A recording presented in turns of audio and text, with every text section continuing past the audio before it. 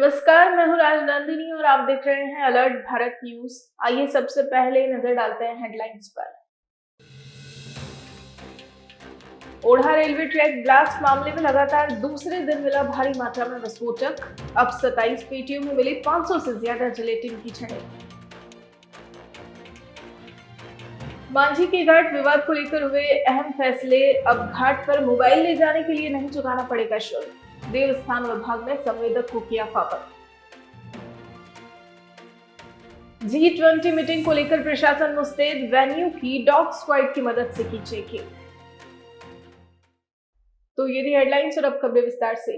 डूंगरपुर जिले के आसपुर थाना सर्कल में मंगलवार को 1.5 क्विंटल से अधिक मात्रा में विस्फोटक सामग्री जिलेटिन की छड़ें मिलने के बाद बुधवार को फिर से 27 पेटियों में 500 से अधिक जिलेटिन की छड़ें लावारिस हालत में मिली। आसपुर के डिप्टी और सीआई मौके पर पहुंचे और जिलेटिन को कब्जे में लिया। उदयपुर जिले में 3 दिन पहले विस्फोटक के जरिए रेलवे ट्रैक को उड़ाने की घटना हुई थी। उदयपुर संभाग में पहली बार रेलवे ट्रैक को उड़ाने की घटना से पूरे संभाग में दहशत का माहौल बना हुआ है। इसी बीच रेलवे ट्रैक उड़ने की घटना के तीसरे दिन संभाग के डूंगरपुर जिले के आसपुर थाना क्षेत्र, जो कि उदयपुर जिले से सटा हुआ है, मंगलवार की शाम को सोम नदी में लावारिस हालत में 1.5 क्विंटल से अधिक मात्रा में विस्फोटक जिलेटिन मिलने से लोगों में डर का माहौल बन गया है। बुधवार को फिर से करीब 27 पेटियों में 500 से अधिक जिलेटिन की छड़ें नदी किनारे झाड़ियों में और नदी में मिलने का मामला सामने आया है। आसपुर डिप्टी कमल कुमार और आसपुर थानाधिकारी सवाई सिंह ने मौके पर पहुंच तमाम जिलेटिनों को कब्जे में लेकर आसपुर थाने लाए। हालांकि एक अनुमान यह भी लगाया जा रहा है कि ओढ़ा पुल पर हुए ब्लास्ट के बाद अवैध खनन करने वाले लोग डर के चलते विस्फोटकों को फेंक रहे हैं, क्योंकि वारदात के बाद केंद्र और राज्य सरकार की सुरक्षा एजेंसियां युद्ध स्तर पर इस ब्लास्ट की तह तक जाने में लगी हुई है। फिलहाल सुरक्षा एजेंसियां हर पहलू की बारीकी से जांच कर रही हैं। मांझी के घाट के प्रवेश की शुल्क को लेकर चल रहे विवाद को लेकर मंगलवार को देवस्थान विभाग की बैठक हुई। बैठक में घाट पर मोबाइल अंदर ले जाने के लिए 200 रुपए का टिकट वसूलने पर रोक लगाने सहित कई अहम फैसले लिए गए। विभाग ने इसे दिशा निर्देशों की गलत व्याख्या और टेंडर शर्तों के विपरीत बताया। शहर की चांदपुल बाहर स्थित मांझी का घाट, जिसे अमराई घाट के नाम से भी जाना जाता है, यह पर्यटकों और क्षेत्रीय लोगों के लिए आकर्षण का केंद्र बन चुका है, जिसके चलते घाट पर रोज सैकड़ों की संख्या में पर्यटक आते हैं। देवस्थान विभाग ने घाट पर प्रवेश के लिए रेडियंट टूर नामक फर्म को टेंडर दिया, लेकिन बीते कुछ महीनों से घाट पर प्रवेश को लेकर विवाद चल रहा था।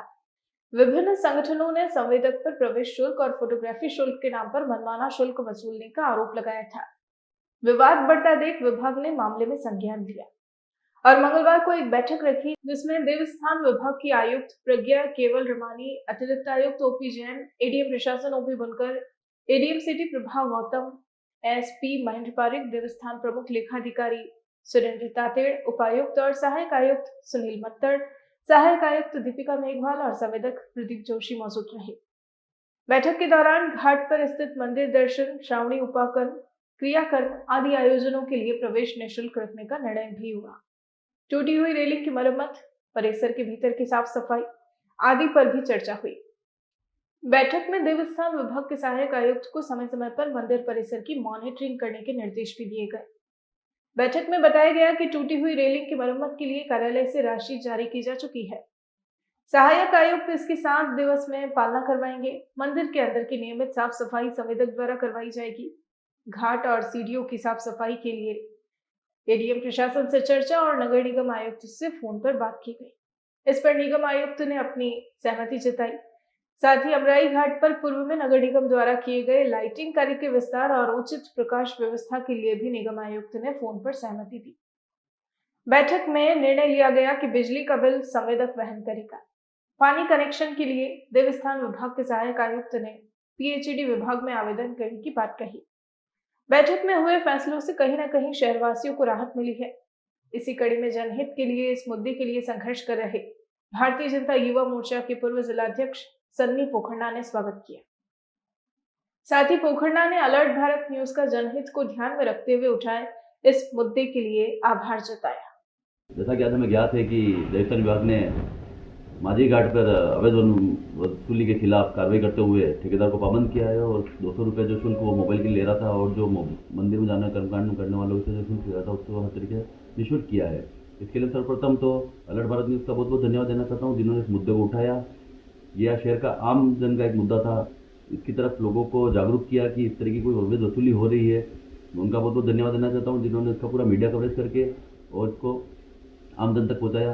दूसरा, मैं आदरणीय लालू मेहता का बहुत बहुत धन्यवाद देना चाहता हूँ, जिन्होंने इसके बारे में जानकारी प्राप्त होते ही और देवस्थान विभाग के अधिकारियों को कहा कि इस पर तुरंत कार्रवाई की जाए और इस तरीके की वसूली को रोका जाए।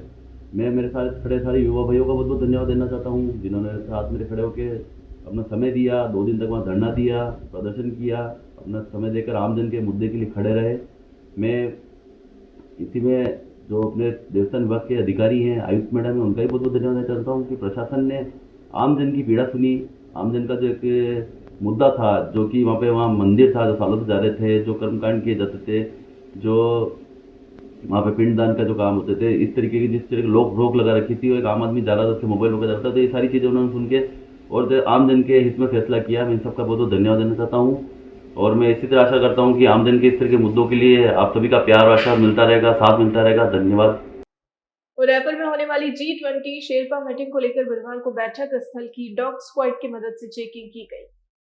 उदयपुर में आगामी माह में G20 बैठक का आयोजन होने जा रहा है, जिसको लेकर शहर में तैयारियां जोरों शोरों से चल रही है। एक तरफ जहां शहर में रंग रोगन व सफाई व्यवस्था पर ध्यान दिया जा रहा है, वहीं दूसरी ओर पुलिस प्रशासन सुरक्षा की दृष्टि से उदयपुर में लगातार विभिन्न जगहों पर डॉग स्क्वाड के जरिए चेकिंग कर रहा है। सोमवार मंगलवार के बाद अब बुधवार को भी उदयपुर पुलिस पूरी तरह से अलर्ट मोड पर नजर आई और G20 बैठक के वेन्यू पर डॉग स्क्वाड के जरिए चेकिंग की गई। बुधवार को फतेह प्रकाश होटल पर पुलिस के आला अधिकारियों ने डॉग स्क्वाड की मदद से चेकिंग की। जिला पुलिस अधीक्षक विकास शर्मा के निर्देश पर G20 बैठक जिन जिन होटलों में आयोजित होने वाली है, उन सभी होटलों में यह चेकिंग की जाएगी। उदयपुर में आए दिन हो रही आपराधिक गतिविधियों के मद्देनजर अब पुलिस प्रशासन कोई कोताही नहीं बरतेगा। यहाँ आने वाले मेहमानों की जिम्मेदारी उदयपुर की है और यहाँ किसी को कोई खतरा ना हो, यह बात पुलिस सुनिश्चित कर रही है। अतिरिक्त पुलिस अधीक्षक शहर चंद्रशील ठाकुर ने बताया कि पूरे शहर और हर वेन्यू पर चेकिंग का दौर निरंतर जारी रहेगा।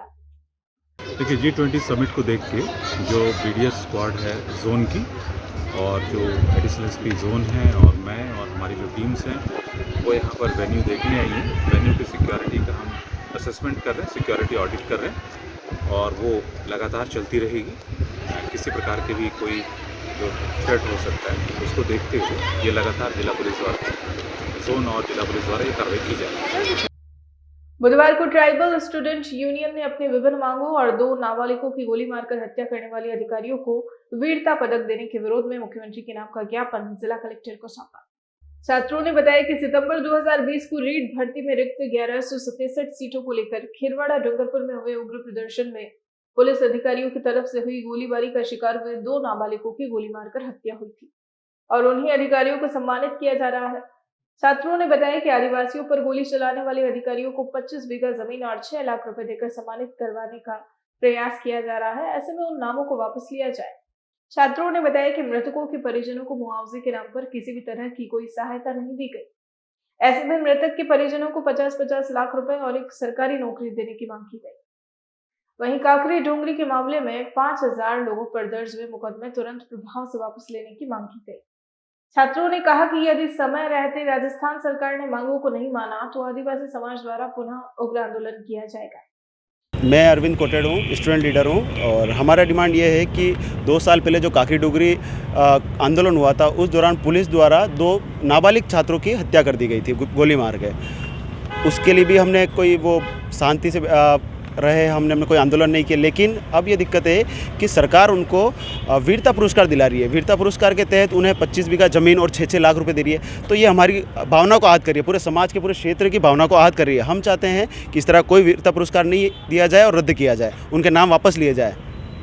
जो यहाँ विनीता जी ठाकुर थे, जो IG मैडम थे और उनके साथ जो SP साहब थे जो चित्तौड़ लगे हुए, उन दोनों को वीरता पुरस्कार दिया जा रहा है। तो हमारा ये कहना है कि आप इस तरह वीरता पुरस्कार दोगे नाबालिग छात्रों को मार के, तो ये कैसे चलेगा? कहीं ना कहीं आप हमारी भावनाओं को आहत कर रहे हो आप सब। दूसरी ओर देखा जाए, आनंद पाल को जिन्होंने मारा, उनके साथ क्या हो रहा है आप जान रहे हो। ये तो आदिवासी थे, आप मार भी रहे हो और उसके बाद उनको पुरस्कार भी दे रहे हो, एक तरह से इनाम दे रहे हो आप उनको। और वो बच्चे नाबालिग थे, आप ये प्रूफ भी नहीं हुआ है वो आंदोलन में थे नहीं थे और उससे पहले आप पुरस्कृत कर रहे हो, ये गलत बात है। बुधवार को एरड मंगरी सेक्टर 14 स्थित सी सर्किल के पास स्थित सामुदायिक भवन में जिला कलेक्टर ताराचंद मीणा की अध्यक्षता में यूआईटी के तहत दक्षिण विस्तार योजना के आवासों की लॉटरी निकाली गई। यूआईटी के भूमि अवाप्ति अधिकारी सुरेश कुमार खटीक ने बताया कि आज दक्षिण विस्तार योजना के डी ब्लॉक की ई लॉटरी का आयोजन किया गया, जिसमें राज्य सरकार के आदेशानुसार निजी खातेदारों की जमीन को अधिग्रहित कर उसे विकसित किया गया और जिन खातेदारों की जमीन को अधिग्रहित किया गया है उन्हें 20% आबादी भूखंड और 5% कमर्शियल प्लॉट दिए जा रहे हैं। खटीक ने बताया कि दक्षिण विस्तार योजना के डी ब्लॉक के लगभग 520 खातेदारों की जमीन अवाप्त की गई है, जिसमें कुल 58.5 हेक्टेयर भूमि आई थी, जिसमें कुल 1668 भूखंड बनाए गए हैं जो आवासीय और व्यावसायिक दोनों ही प्रकार के हैं। लॉटरी में लगभग 1653 लोगों ने भाग लिया। ई लॉटरी पूरी पारदर्शिता के साथ जिला कलेक्टर और यूआईटी सचिव के निर्देश पर निकाली गई। आज हमारे सेक्टर 14 के अंदर सामुदायिक भवन में दक्षिण विस्तार योजना के डी ब्लॉक की ई लॉटरी का आयोजन किया जा रहा है, जिसमें राज्य सरकार के आदेशानुसार निजी खातेदारों की भूमियों को अधिकृत किया जाकर और उसको डेवलप किया गया भविष्य की आवश्यकताओं को देखते हुए उस पर जिन जिन खातेदारों की ज़मीनें ऑफ की गई है उनको 20% व्यावसायिक भूखंड दिए जा रहे हैं, 20% उनको आबादी दे रहे हैं और 5% उनको कमर्शियल हम भूखंड उनको दे रहे हैं। तो आज हमारे लगभग ही साउथ एक्सटेंशन की जो दक्षिण विस्तार योजना के डी ब्लॉक है उसमें लगभग 520 खातेदार की भूमि अवाप्त की गई। उनमें टोटल आप ये देखिए कि कुल भूमि 58.55 हेक्टेयर भूमि आई थी और इसमें हमने लगभग 1668 भूखंडों का सृजन किया है जो आवासीय भी है और व्यावसायिक है, और इसमें लगभग 1653 एप्लीकेंट हैं। तो पूरी ट्रांसपेरेंसी के साथ में जो खातेदार हैं, जो भूखंड साइज है, इस तरीके की 43 कैटेगरीज है जिनकी लॉटरी जिला कलेक्टर महोदय उदयपुर के सानिध्य में, सचिव महोदय और जो भी हमारी पूरी आवंटन कमेटी है और पब्लिक के बीच में, आम जनता के साथ में इस लॉटरी का आयोजन किया जा रहा है। और काश्तकारों द्वारा और अन्य लोगों द्वारा बार बार ये मांग की जा रही थी कि साहब हमारी ज़मीनें अवाप्त हो गई है तो हमें जल्दी से जल्दी भूखंड उपलब्ध कराया जाए, उसी दिशा में ये आज कार्यक्रम किया जा रहा है। बुलेटिन में फिलहाल वक्त हो चला है एक छोटे से ब्रेक का। ब्रेक के बाद फौरन हाजिर होते हैं।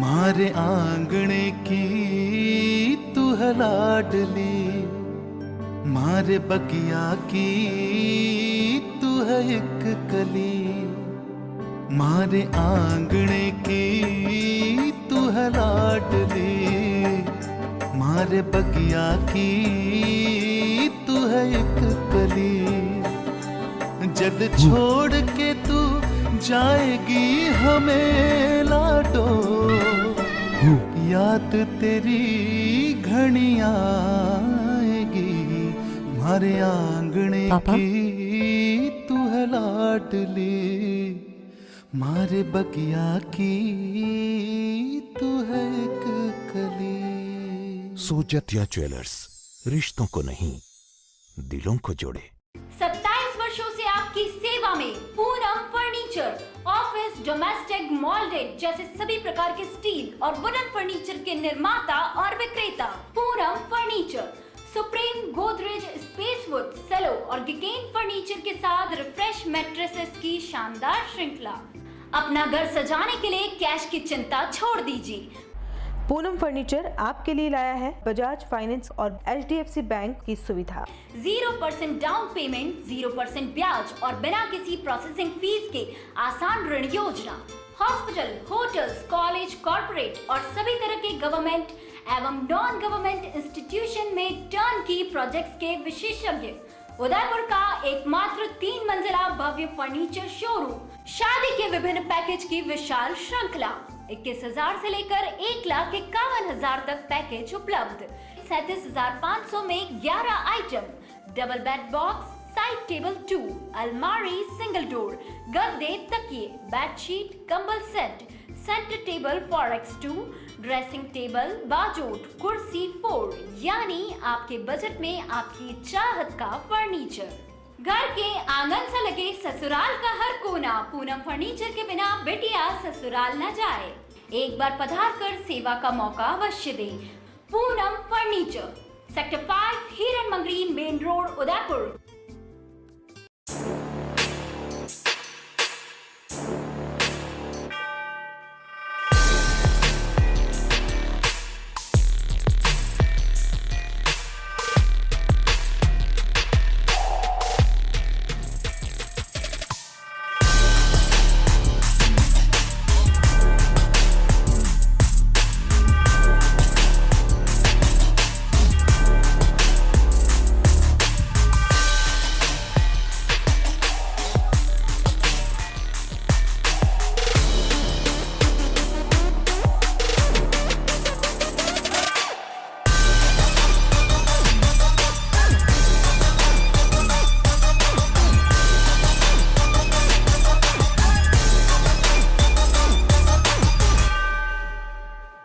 तथास्तु cycle store, address F12 opposite income tax office, subsidy centre, Udaipur.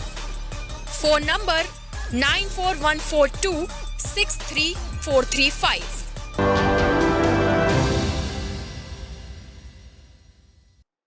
Break के बाद आपका स्वागत है। भारत में ऑर्थोडॉक्स चर्च की वर्तमान सुप्रीम हेड उरान मार बेस्लियोस मार्टोमा मैथ्यूस तृतीय 19 नवंबर को उदयपुर आएंगे। वे Saint Gregorios senior secondary school में आयोजित वार्षिक उत्सव क्रिशेंडो में शिरकत करेंगे। मार्टोमा मैथ्यूस तृतीय के स्वागत को लेकर तैयारियां जोरों शोरों से की जा रही है। उदयपुर ऑर्थोडॉक्स चर्च सोसाइटी के सचिव जुनेश थॉमस ने बुधवार को आयोजित प्रेस वार्ता में बताया कि 19 नवंबर को होने वाले वार्षिक उत्सव में 1500 से अधिक बच्चे रंगारंग कार्यक्रमों की प्रस्तुतियां देंगे। इससे पूर्व 18 नवंबर को सिर्फ बच्चों के लिए स्कूल में रंगारंग कार्यक्रम होंगे। उन्होंने बताया कि भारत में ऑर्थोडॉक्स चर्च की स्थापना 52 AD में प्रभु यीशु के शिष्य संत थॉमस ने की थी। इंडियन ऑर्थोडॉक्स चर्च का संचालन 1934 में स्थापित संविधान के अनुसार किया जाता है।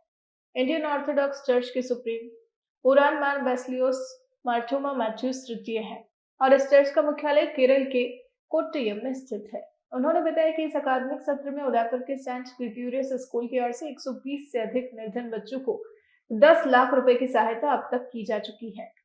सभी को नमस्कार। मेरा नाम जुनेश थॉमस है और मैं saint Gregorios Orthodox Church Society Udaipur का सचिव हूँ। मैं आज आप लोगों को सबको इसलिए बुलाया गया क्योंकि हम लोग हमारा एनुअल फंक्शन जो है सेंट ग्रेगोरियस ऑर्थोडॉक्स चर्च का स्कूल का सेलिब्रेट करने जा रहे हैं 19 नवंबर को।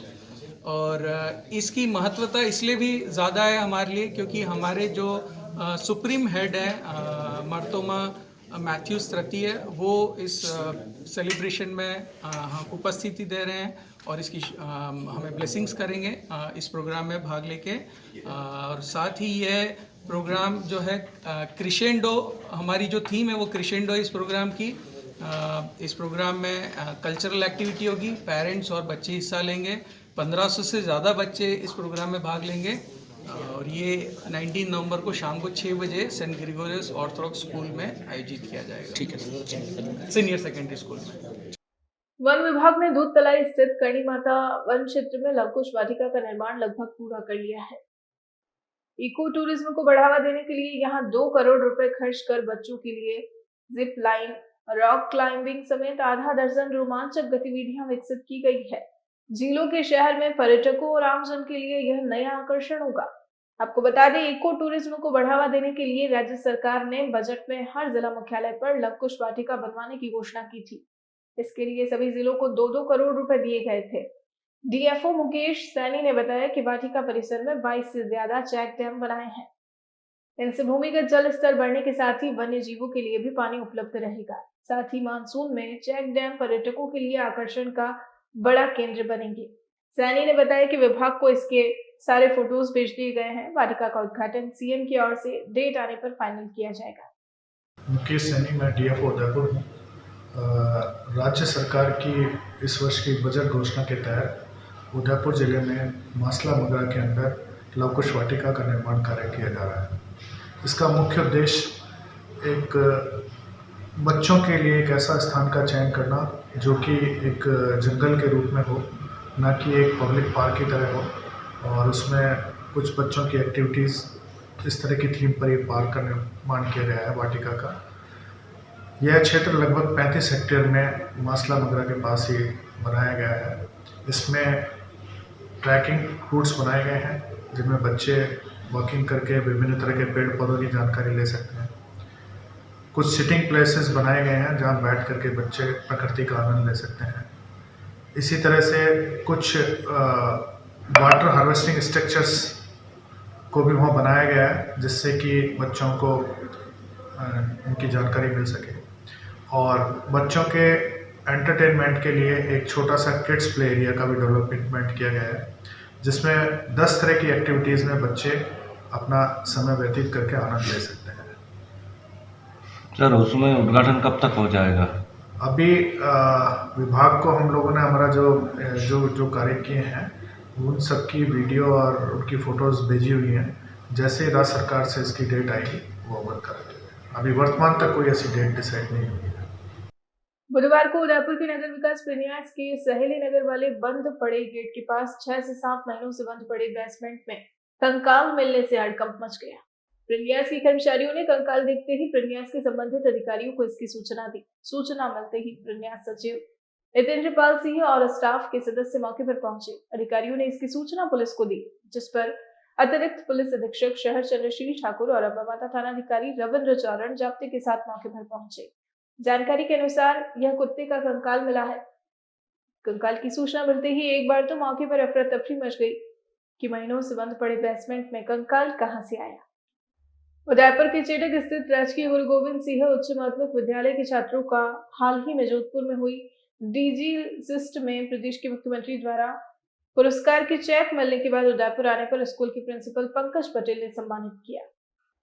छात्रों के मेंटर टीचर सत्यवती आचार्य ने बताया कि स्कूल के नितिन सुधार भगवत सिंह की टीम ने 50,000, निसार अहमद और चंदन सिंह की टीम ने 50,000 और कन्हैयालाल सालवी और मनीष नाथ ने 25,000 रुपए का चेक जीता। स्कूल के छात्रों को मुख्यमंत्री अशोक गहलोत ने चेक सौंपा। इसके बाद आज विजेता छात्रों का स्कूल के प्रिंसिपल पंकज पटेल ने उपहार उठाकर स्वागत किया। साथ ही जिला स्तर पर कला उत्सव में प्रथम स्थान पर रहे किशन सिंह और हर्षित बीरवा और जिला स्तर पर विज्ञान मेले में प्रथम रहे कुलदीप मेघवाल और प्रिंस कुशवाहा जो तीसरे स्थान पर रहे, उन्हें भी सम्मानित किया गया। प्रिंसिपल पटेल ने अन्य विद्यार्थियों को इनसे प्रेरणा लेने और अपने नवीन आइडिया को मेंटर टीचर सत्यवती आचार्य और गीता शर्मा से साझा कर नवाचारों को बढ़ावा देने का सुझाव दिया। ग्रामीण विकास और पंचायती राज विभाग के अंतर्गत संचालित राजस्थान ग्रामीण आजीविका विकास परिषद के कर्मचारी अपनी विभिन्न मांगों को लेकर तीसरे दिन भी अनिश्चितकालीन हड़ताल पर बैठे रहे। कर्मचारियों ने बताया कि सरकार से इसी साल मार्च में मांग पूरी कराने पर सहमति बनी थी, लेकिन अभी तक मांग पूरी नहीं की गई। प्रदेश भर के कर्मचारी अपने अपने जिलों में धरने दे रहे हैं और इसी कड़ी में उदयपुर में 3 दिन से धरना जारी है। कर्मचारियों की मांग है कि नवीन HR पॉलिसी लागू की जाए। 2015 से अभी तक अल्प मानदेय में कार्य कर रहे कार्मिकों का वेतन बढ़ाया जाए। आजीविका कर्मचारियों के सम्मान वर्ष में 30 दिवसीय अवकाश का प्रावधान लागू किया जाए। वेतनमान सीधे संबंधित कार्मिक के खाते में ही डाला जाए। RPRP को आजीविका का कर्मचारी घोषित किया जाए। विभिन्न मांगों को लेकर कार्मिक हड़ताल पर बैठे हुए हैं और कार्मिकों का कहना है कि जब तक मांगे पूरी नहीं होगी तब तक हड़ताल जारी रहेगी। और हम RPRP से मैं पुलिस से बात कर रहा हूँ। हम राजस्थान ग्रामीण आजीविका विकास योजना के अंतर्गत संचालित ग्रामीण विकास मंत्रालय है, इसके अंदर काम चल रहा है राजस्थान आजीविका का। इसके अंदर हम ग्राउंड स्तर पर काम करने वाले RPRP सभी हैं। तो हमारी विभिन्न मांगों को लेकर हम पूर्व में भी धरना प्रदर्शन किया था और अभी वापस पुनः धरना प्रदर्शन किया जा रहा है। पहले धरना प्रदर्शन किया गया था, उसमें हमें केवल सहमति प्रदान की गई कि आपकी मांगें पूरी कर दी जाएगी, लेकिन विगत 8 माह हो चुके हैं जो हमारी एक भी मांगें पूर्ण नहीं हुई है, केवल एक आश्वासन मिला गया।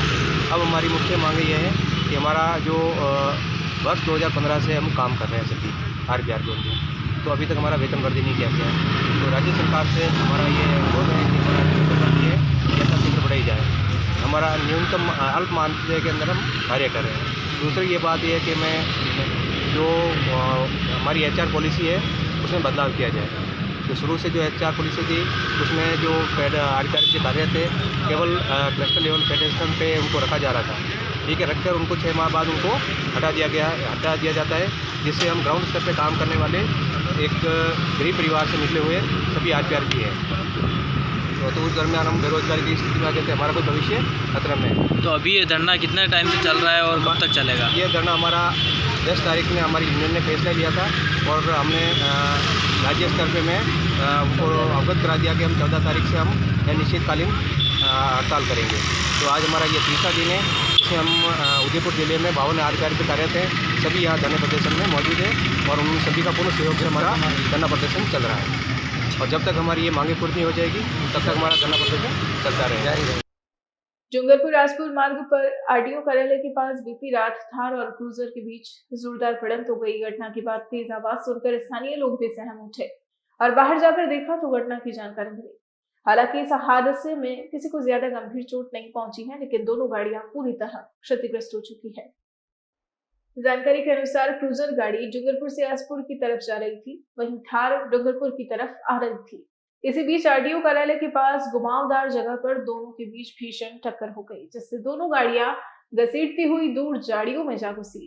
थार गाड़ी साइड से पूरी तरह क्षतिग्रस्त हो चुकी है, वहीं क्रूजर का आगे का पहिया अलग हो गया। हादसे के बाद सुबह से सड़क से गुजर रहे लोगों का तांता लगा रहा।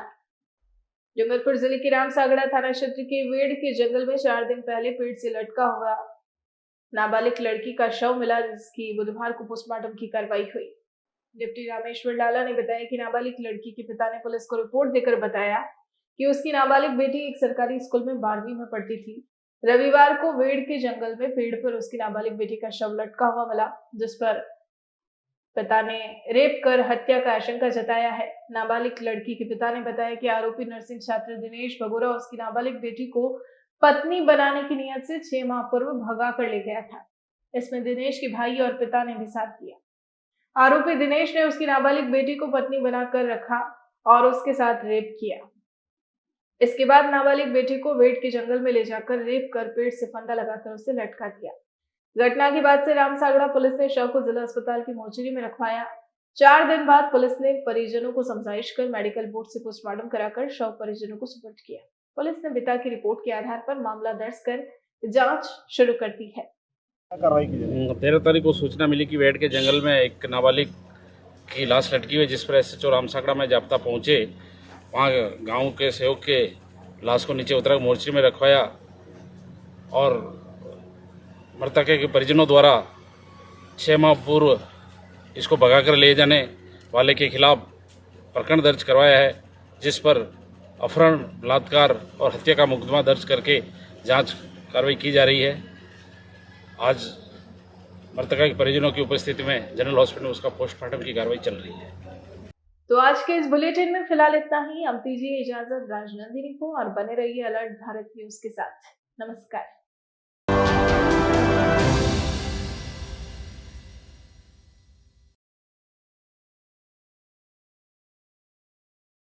नमस्ते, मैं हुसैन गीवाला सांची ग्रुप से।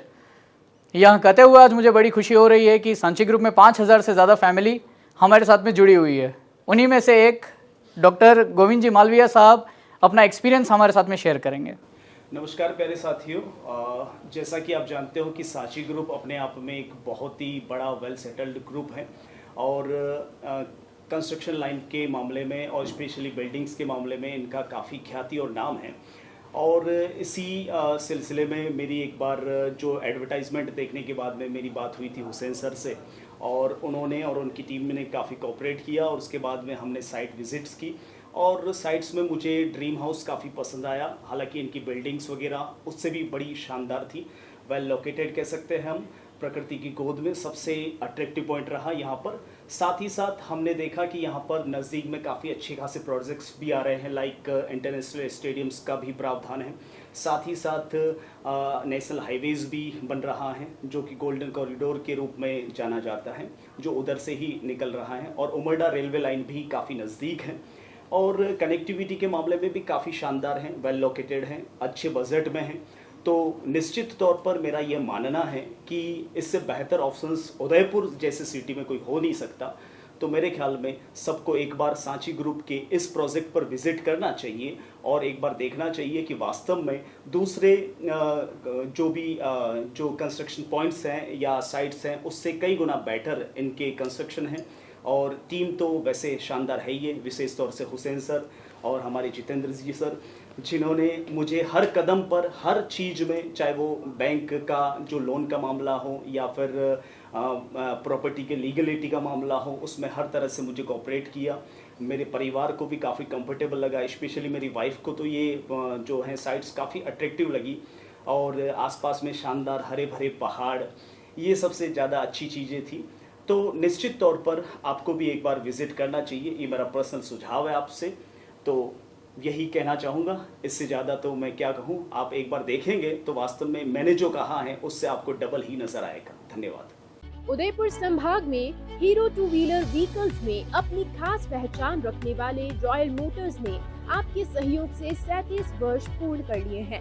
रॉयल मोटर्स कंपनी ग्राहकों के सहयोग और हमारे प्रति इस विश्वास को बनाए रखने के लिए आप सभी का धन्यवाद अर्पित करता है। हीरो कंपनी की सभी गाड़ियों का एकमात्र Hero point Royal Motors Panchvati Udaipur.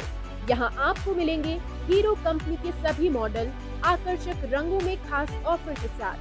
देश के सभी लीडिंग बैंकों द्वारा फाइनेंस सुविधा के साथ एक्सचेंज सुविधा भी उपलब्ध है। हमारे यहाँ कुशल मैकेनिकों द्वारा सर्विसिंग व रिपेयरिंग की सुविधा भी उपलब्ध है। तो आज ही संपर्क करें Royal Motors company Panchvati Udaipur 7290072896 पर। आजादी के 75 वर्ष पूरे करने के उपलक्ष्य में 75वां अमृत महोत्सव मना रहा है। राजस्थान का नंबर 1 अफोर्डेबल हाउसिंग खिताब हासिल करने वाला वैदेही ग्रुप इस अवसर पर नागरिकों के लिए लाया है उपहारों की सौगात। वैदेही प्रीमियम हाउसिंग लाया है एक महा ऑफर, जिसमें फ्लैट के साथ पाइए 125 यूनिट इलेक्ट्रिसिटी प्रति माह 20 सालों के लिए फ्री। इसके साथ ही दिवाली से पहले दिवाली ऑफर, जिसमें आप जीत सकते हैं पहला इनाम कार, दूसरा इनाम बुलेट, तीसरा इनाम इलेक्ट्रिक स्कूटी, चौथा इनाम एयर कंडीशनर और 5वां इनाम रेफ्रिजरेटर। तो किस बात का है इंतजार? बुक कीजिए और शिफ्ट कीजिए। अभी साइट विजिट कीजिए न्यू नवरत्न कॉम्प्लेक्स बुआना बाईपास के पास उदयपुर। स्क्रीन पर दिए गए नंबर्स पर संपर्क कीजिए। धन्यवाद।